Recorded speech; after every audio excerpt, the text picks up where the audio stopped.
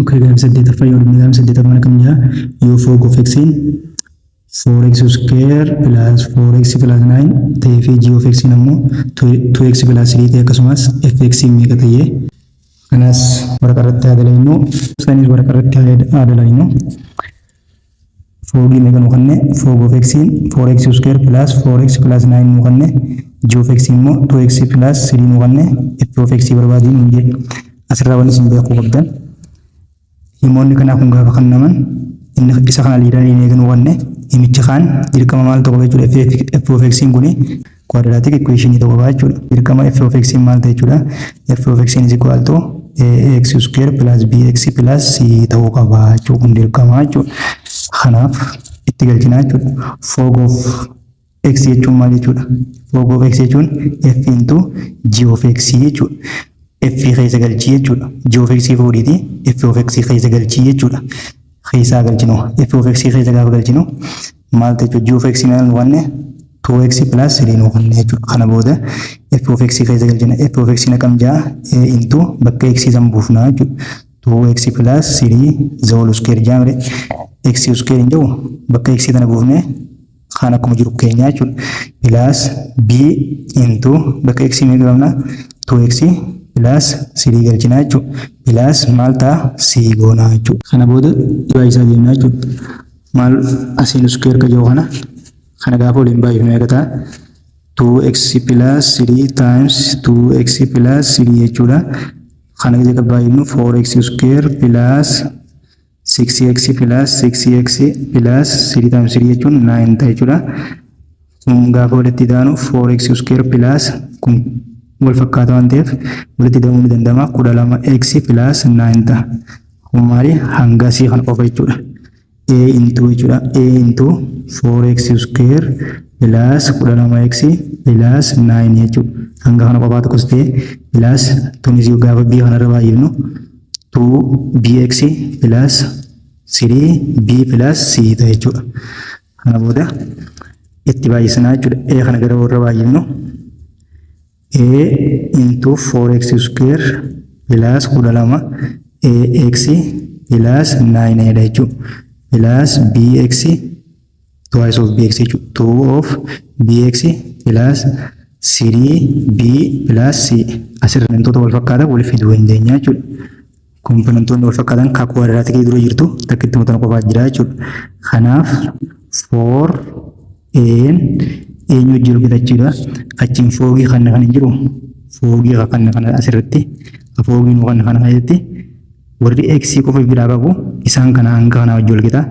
warreen ammoo quadratic yookaan x square duuba jiru isaan hanga kana wajjin walqixa jechuudha x square duuba jiru asitti x square qabu hanguma 4a kana qofa jechuudha hangi 4a walqixa asiin maxxantuu isii tana wajjin walqixa jechuudha 4 tana wajjin walqixa jechuudha kasi barbaadda jechuudha kana booda over 4 goota meeqa harkattee jechuudha takka harkattee jechuudha jirra takka harkattee jirta kana booda ammas warra isii b duubaa tanaan walqixa barbaaduudhaaf ka x qofa biraa qabu as keessaa walitti daata jechuudha isaan kana keessaa kun x biraa qaba kunis x biraa qaba jechuudha kanaaf 12 x plus twice of bx eenyu wajjin jechuudha 4x sanii wajjin jechuudha x kana irraa dhiiftus irraa gubbarraa dhiifta asitti ergattee jirta waan ta'eef 12 bakka ee takka buufna plus twice of b qabdu malee b arganne x irraa hin dhiisu jira jechuudha is equal to asittis coefficient qofa fudhatta jechuudha afurii jettaan kana booda walitti daata twice of b plus 12 walqixa taanelta afuri kana booda 12 gaafa dabarsine irraa hirrifnu 2b is equal to afur irraa hirrisu 12 gaafa hirrifnu minus 8 argannaa jechuudha over 2 dha jechuudha b meeqa ta'a jechuudha negatiiva afurii jechuudha constantiin as keessaa kan fakkeenyaaf kunoo isa kana keessatti jechuudha g of x kana keessatti constantiin kan isa kana jechuudha asumatti bakka silaasii yennu tana ala kanaan sirii dabalaa jechuudha bakka constantii as kaayyatti mire keessa galchuu jira waan ta'eef bakka sii kana asuma sajjii fudhannaa jechuudha gabaabduutti amma a ni qabda takka harkatte b negatiiva afur harkatte f of x akkamitti ta'uu qabanna quadratic formulaan ta'uu qabanne quadratic akkamii ax square plus bx plus c dhaan ta'uu qaba jechaa jirra. Booda bakkuma buufnaa jechuudha. f of x san argachuudhaaf a meeqa qabna takka qabna waan ta'eef x square plus b meeqa qabna negative 4 qabna negative 4x bakka c meeqa fudhannanne as keessatti g of x constant 3 jenne 3 fudhannaa jechuudha. Kana booda x square plus times minus jechuun minus ta'a 4x plus 3 ta'a. Kun maali f of x dha jechuudha. f of x meeqa x square minus 4x plus 3 ta'a jechuudha. Kanaafuu gaafa 8 irratti meeqa arganne jechuudha x square minus 4x plus 3 arganne jechuudha. The answer is D taha. Okay, gara gaafa 9ffatti yoo dabare gaafa 9ffaan maal jetti? Let f of x is a x cube minus x square minus 5x plus b yoo ta'ee fi a and b are constant f of x divided by gaafa isa kanaaf irre remainder meeqa jaa 40 jaa gaafa immoo f of x isa kanaaf irre remainder 36 ta'e jaa what is the value of a and b respectively jaa kana remainder theory na kan jetti f of isuma san bakka buuftaa jechuudha. Asitti maali x tokko farratti x plus 2 dhaaf gaafa irru remainder 40 jee x plus 2 kanarraa x gaafa barbaannu is equal to 0 numa inni barbaanna x is equal to minus 2 ta'e jechuudha. f of minus 2 barbaadda jechuudha. Akkana jechuun f of minus 2 is equal to meeqa ta'e jechuudha. Remainder meeqa jee 40 ta'a jee. Ammas equation biraatis gaafa immoo x minus 2 dhaaf irru remainder 36 waan ta'eef asirraa x gaafa barbaannu is equal to 0 inni barbaanna x is equal to 2 ta'e jechuudha kanarrattis. Kana booda f of 2 remainder meeqa jaa 36 ta'a jechuudha. Equation kana lamaan fayyadamnaa jechuudha. Asirra giseen akkana jedhu equation ax cube minus x square minus san keessa substitute gochaa deemnaa jechuudha. Function isaan gatamne jechuudha f of x ax cube minus x square minus 5x plus b f of x barreeffannaa jechuudha. f of x maali nuun jennu hotabe ax cube minus x square minus x square minus 5x plus b dha equation inni waanname garuu f of minus 2 meeqa nuun jee remainderiin 40 nuun jee f of 2 nammoo meeqa jee 36 ta'a nuun jee. Kana jechuun sanboota equation lama harkattaa jechuudha. Kana f minus 2 haguugnu f of minus 2 gaafatti galchinu is equal to maal ta'a bakka x tana maal buusaa yana minus 2 buusaa yana jechuudha. a into minus 2 the power of 3 minus into minus 2 the whole square minus 5 into bakka x meeqa buufna minus 2 buufna plus b is equal to meeqa jee 40 jechuudha. Remainder 40 nuun jee remainder theorem san fayyadamnaa jechuudha. Negative lama baay'isuu negative lama cube jechuun meeqa jechuudha. Negative 8 ta'a negative 8 a ta'a jechuudha. Minus negative lama square jechuun 40 waan ta'eef negative ni numa jira jechuun mallee asitti negative 5 baay'isuu negative lama meeqa ta'a ida'uu 10 ta'a jechuudha. Plus 10 plus b is equal to meeqa ta'a 40 ta'a jechuudha. Kana booda isaan kun waliin ni ida'ama. Negative 8a plus negative 4 ida'uu 10 meeqa ta'a 6 ta'a waan ta'eef 6 ida'uu baan walqixa ta'a meeqa ta'a jechuudha 40. Kun maali equation tokko jechuudha. Equation tokko akkasumatti immas equation kaanis barbaaddanne jechuudha.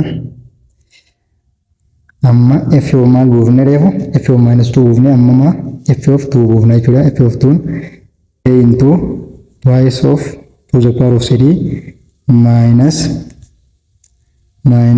into 2 square minus 2 square minus 5 into 2 plus b is equal to meeqa jedhee remainder insi 36 nuun jechuudha.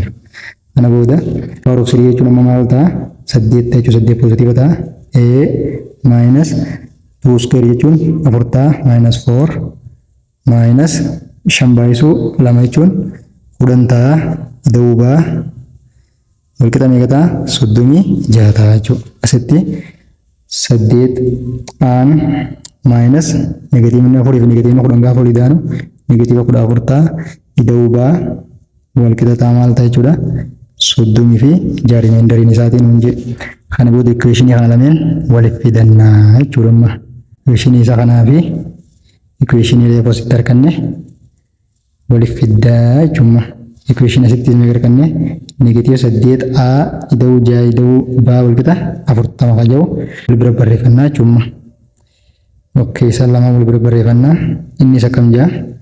Negatiiva 8a ida'uu 6 ida'uu baa wal qixa 40.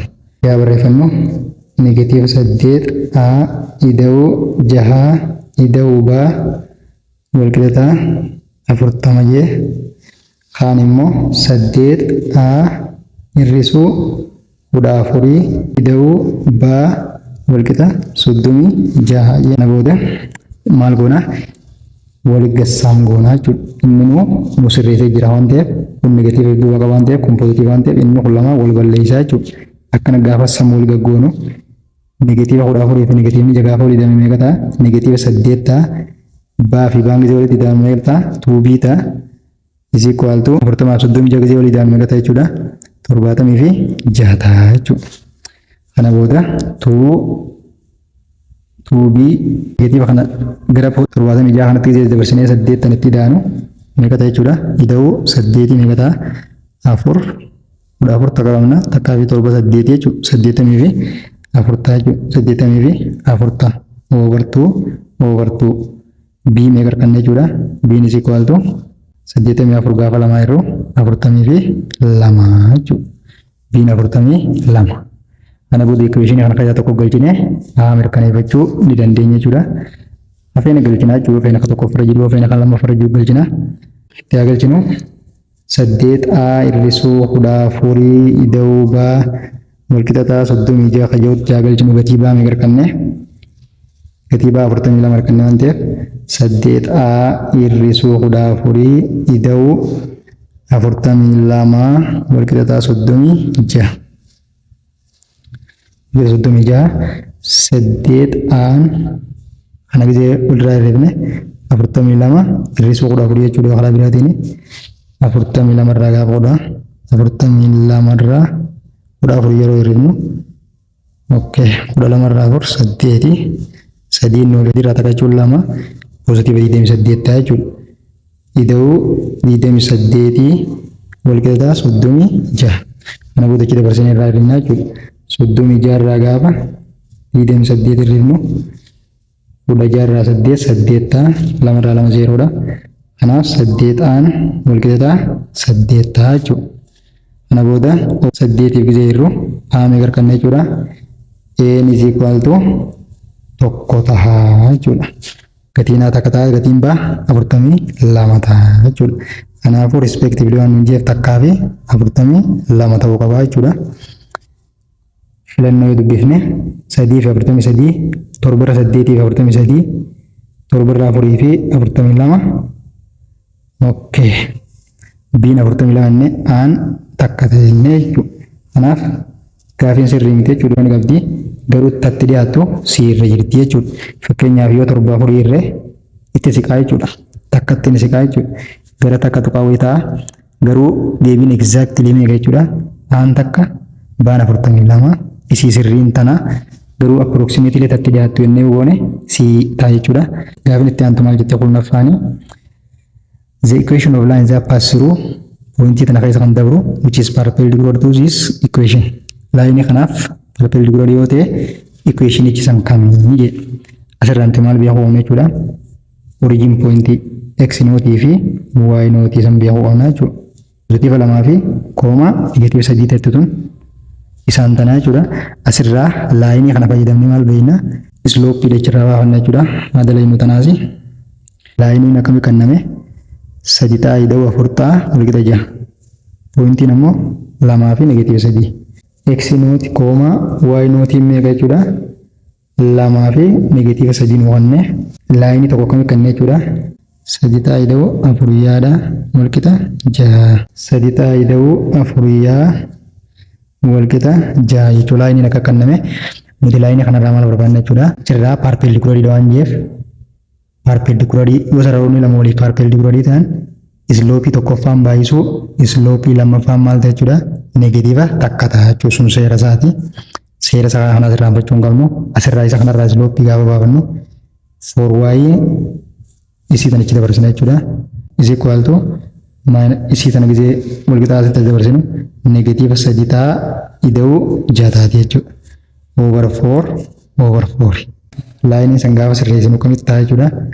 Negatiiva 3 jala 4 x plus jarra 4 jechuun 3 jala 2 ta'a jechuudha. Equationii sana gisee sirreessinu kana jechuudha.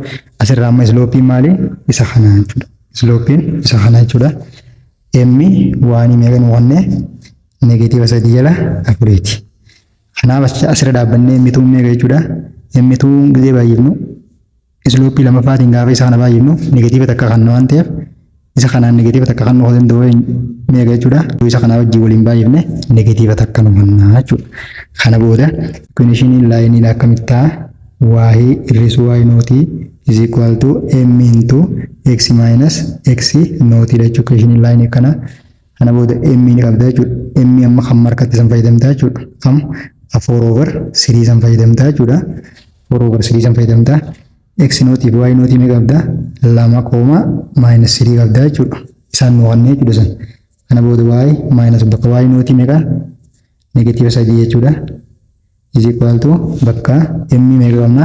4/3 fayyadamne 4/3 into x minus nootii meeqa qabna? 2 qabna. Irraa hirribna jechuudha. Kana booda inni hundi waliin baay'inu poozitiiva ta'a. Okay. Y gisee waliin baay'inu poozitiiva ta'a. Ida'u 3 wal qixa 4 jala 3 into x minus 2 dha jechuudha. Kana booda gaafa sirreeffannu equationii kana isaan kan hundaa'u kana goone gaafa yoo 3 hin baay'ifne 3y plus 9 is equal to 3 kana jalaa balleessa jechuudha. 4 into x minus 2 dha jechuudha. Asumatti gaafa isa kana x kanarra baay'ifnu 4x minus 8 ta'a jechuudha. 4x minus 8 dha ta'a. Asii 9 qabnaa kana booda sirreeffannu equationii kana gara tokkotti dabarfachuu qabna jechuudha. Yoo feene isaan kana wal qixa asitti dabarsuu dandeenya. Yoo feene 4x minus 8 gamana dabarsuu dandeenya. Yoo feene 3y plus 9 kana gamana dabarsuu dandeenya jechuudha. Mee 3y ittichaa dabarsinu 4x minus 8 tti y san gisee dabarsinu minus 3y asitti 9 positive waan ta'eef gisee dabre negatiiva ta'a jechuudha. Sanboota tarmoota wal fakkaatan negatiivni 9 fi negatiivni 8 walitti ni daama jechuudha. Kana booda 4x minus 3y negatiiva 8 ta'uu negatiiva 9 meeqa ta'a jechuudha. Negatiiva 17 ta'a jechuudha. Kana booda equationicha akka sirreessuu ni dandeenya jechuudha. 4x minus 3y is equal to 17 yoo innis rakkoon qabu ni ta'a jechuudha. Yoo fedhe kan jira yoo fedhe isa waliitiin jiraachuu danda'a jechuudha. Gara gaafitti adeemnu. Kanaafuu een akkana jaa sirree miti b 4x plus 3y okay c irratti 4x minus 3y is equal to 17 d irratti 3x minus 4y. Kanaafuu qaban 4x x kan wanta ibduu qabu isa kana jechuudha. Kanaafuu equationii nuti dalagnee arganne kana waan ta'eef laayinii lammaffaan san isa kana jechuudha. Kacaarra jiru kana deebisirriiti laayinii lammaffaan argamu sun kayoom fakkeenyaaf isloopiin isa kanaatii fi isloopiin asitti equationii reefu nuhannee kana waliin baay'ifne negatiiva takka kan ta'u sun laayinichi lammaffaan sun kana jechuudha. Gara gaaffii itti aanutti gaaffiin kun critical thinking maal jedha? Gaaffii 11ffaa which one of the following is not the benefit of learning philosophy? Waa philosophy barachuu kan hin taane isa kami? A. Rigidity. B. Open mindedness. C. Reasonable. D. Critical reflection. D. Flexibility. E. Flexibility yaa. Kanaaf bu'aa critical thinking yookaan philosophy barachuu kan hin taane rigid akka namni hin taane jechuudha. Rigid jechuun kan hin jijjiiramne jechuudha. Ogummaa takka illee open minded jechuun kan sammuun isaa open ta'e jechuudha. Reasonable jechuun kan sababeessuu kan danda'u akka sababeessuu dandeessuuf kasi gargaaru filosoofii yoo baratte jechuudha. Critical reflection jechuun yaada kee critically yookaan ifaa bilisaanii ibsachuu kan dandeessu yookaan wantoota keessoo kee jiru dandeettii keessoo keetii baaftee akka hojiitti yoo dandeessu jechuudha. Flexible jechuun ammoo faallaa rigidity jechuudha. Kanaaf bu'aa isaa kan hin taane rigidity. What the kind of passage? Passage akkam jaa water is a good solvent for many different substances and it is pick them up as it moves through the environment. For example, rain water flowing over in the underground dissolves the what minerals such as limestone. Maal godhu jira ibsu jira jechuudha. Bishaan kana fudhatee maal godhu jira define godhu jira. Gosoonni passage akkanaa yookaan passage akkanaa kana maal jettee yaamtaa jaa? A. Report jennee yaamna. B. Expository jennee yaamna. C. Explanatory jennee yaamna. D. Argumentative jennee yaamna. Example hunda fudhatee yeroo ibsu maal jechuudha? Explanatory dha jechuudha. Kanaaf gara gaafitti aanutti hojjenne gaafiin 13ffaan maal jedha? What kind of definition is it? Gosoota definition keessaa isa kami? Kammeen jechuudha. Taale is a word that derived from the old English word taalu which means tokko jechuudha. Akka kun maal jechuudha? Etymologically gaafa jennu jechuudha. Jechoota kanaa kana jechoonni kanaa kun achii dhufte jecha afaan laatinii akkana jirurraa dhufe jecha maal afaan giriikii irraa dhufe jechoonni kanaa kun etymologically definition jedhama. Achii dhuftee isaatiin gaafa jennu etymological definition dhaan ni jedhama. Gaafii 14ffaan which one of the following do you think is not essential feature of critical thinking? Critical thinking barbaachisummaa critical thinking kan hin taane kami? A. It is required the skill to applying the method and the theory of critical thinking. B. It is the active process in the sense of the student expected to passive and dependent on the guidance of their teacher. C. It is involved with the persistent and the reflex in the sense of that is deep and serious consideration of the viewpoint. D. It is considered with the ground that lie behind most belief and conviction. E. It is involved with the method of logical inquiry and reasonable. Kana jechuun akkati maal hin taane si godha jedhu barattoota kam ka godhu jechuudha. Barattoonni akka paasiif ta'anii fi barattoota dadhaboo aktiivii kan hin taane jechuudha. Paasiif akka ta'anii fi gaayidaansii yookaan qajeelfama barsiisaan kaayee qofa irratti fokkustanii kan deemanii jechuudha. Akka kana osoo hin ta'in critical thinking akka wanni inni si barsiisu dandeettii keessoo kee jirtu kana baaftee akkaataatti apply gootu kana jechuudha. Kana si yaachisaa jechuudha. Sammuu ta'e keessatti waan sammuun ta'e yaadu sana open minded taate critical thinking keessaniin baaftee akka wanti boorisu godha malee hunfaallaa critical thinking jechuudha. Paasiif akka namni ta'u akka namni namuma irratti hirkatee jiraatu critical thinking kanaa miti jechuudha. Function isaa yookaan barbaachisummaan isaa kanaa miti jechuudha. Kanaaf zaansaris biita jechuudha. Gara gaafiitti aanutti hojjenne gaafii 15ffaa fi isa dhumaati irra paartii kanaa fi maaliif paartii lamatti qoodne malee fakkeenyaaf kaalkuleeshinii sun baay'ee waan nu tursiisaa jiruuf paartii lama qoonneetiin gaafii 15 irraa dalagee yeroo gabaabaa booda paartii lamaffaatiin ammoo gaafii 15 hafe akkaan isin dalagu abdii guutuun qaba. Like subscribe gochuudhaan qofa. Subscribe keessan commenting keessan anaaf jajjabina malee waan duubatti na jechisiisuu miti jechuudha. Itti hafuun gaafii kana haa xumuruu gaafii 15ffaan maal jedha? What the kind of fallacies committed by the following argument? Armaan gadii kanaan gosa fallaasii kamiitu committed yookaan ibsame? Akkam jedha argumentiin? The school needs football team. I hope you agree. One thing is can tell you for sure. If you want to fit in around here, you will see this issue the way the rest of us to do. And we all think school needs football team. Argumentiin waan akkam jeen jechuudha. Nama tokkootu fakkeenyaaf guruppiidha qabanii fakkeenyaaf barattoota kilaasii tokko waliin barattoota haa jennuuti. Barataa kana keessaa inni tokko marii isaanii kana keessatti xiqqoo didaa ta'e jechuudha. Inni tokko dhufee maal jeen jechuudha. Nuu kana wajjin hawaasa kana wajjin yoo jiraachuu feete nin jiraadhaa isin wajjin yoo itti fayyaddu taate jeella. Gareen keenya kun kilabii kubbaa miilaa akka ijaarannu yookaan kilaba kubbaa miilaati uumannaa jechaati jirra. Yaada kana deeggaraa jirra. Yaada kana akkan wajjin osoo wajjin deeggartee siif gaariidha jechaaniiti akka gorsaa jira jechuudha. kun maal jechuudhaaf gosa faalaasii keessaa faalaasii kamii jechuudha. Waan maal ta'e jechuudha laalama waan namoonni hundinuu jechuudha si malee jechuudha laal si malee namni hundinuu yaada kilabii kana uumuu of keessaa qaba. Manni barumsaa kilaba kubbaa miilaa kana uumuu jajjabeessuu deeggaruu kaayyoo of qaba siin alatti jechuudha akka nama jeeti. Namoonni baay'een maal godhe jechuudha kana kilaba kana uummachuudhaaf fedhii barbaada yookaan uummachuu barbaada yookaan deeggaruu barbaada jajjabeessuu barbaada jedha. Waan namoonni baay'een barbaadeef qofa atis maal godhuu qabda jechuudha kana keessatti hirmaachuu qabda. Waan namni hedduun follow godheef tokkoof follow godhuun maal jechuudha gosa faalaasii keessaa faalaasii akkamiiti jechuudha. Appeal to people jechuu faalaasiin akkasiisan gosa faalaasii appeal to peopleiti. Faalaasiin waan namni hedduun godhe tokko fakkeenyaaf kitaabni akkana jedhamu tokko kitaaba baay'ee bareedaati haa jiru fakkeenyaaf maaliif akkasii jettennaan namoonni deeman hundinuu namoonni baay'een kaniin gaafadha kitaaba kaniif bareedaanumaan jaa saniif kitaabni sun bareedaadha yaaduu jechuu fakkeenyaaf kana gabaabumatti isinirraa hin gabaabsa kilaasii keessatti amma gaafa moonitarii filatan dirqama namni marti achi keessa jiran nama saniif harkaan baasu jechuudha.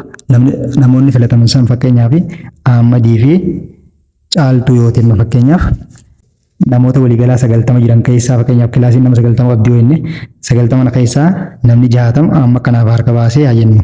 Immoo isii tanaaf namuma 30tu baasee yookaan nama 40tu baasee jechuu dandeessa.